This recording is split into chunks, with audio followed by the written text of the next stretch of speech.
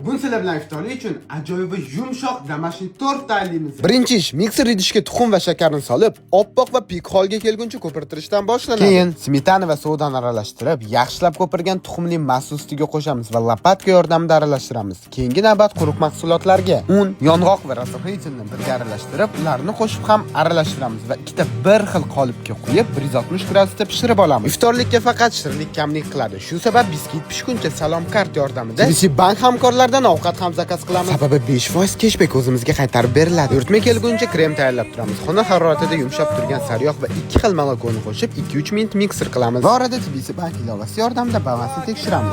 Ya'ni yillik 12% qoldiqda. Pul kartada yotmaydi, balki ishlaydi. Endi pishib sovigan biskitlarni to'rga bo'lamiz va propitka qilib krem surishni boshlaymiz. Ko'rish propitka krem va shu ketma-ketlikda tortimizni yig'ib olamiz va tortni 30 daqiqada xolodilnikda dam olish uchun qo'yamiz va tortimizni xohishga ko'ra dekor qilamiz. Bu orada esa bizning zakazlarimiz ham keldi. Salom kart, cashback va hatto har qanday bankomatlarda 10 million so'mgacha bepul naqd pul olish imkoniyati. Juda ham mayin va hammaga birdek yoqadigan 10 son tortimiz tayyor. Faqatgina iftordan keyin paqqasiga pishirish qoldi. Hammasi oddiy, qulay va foydali bo'lganda naqadar yaxshi.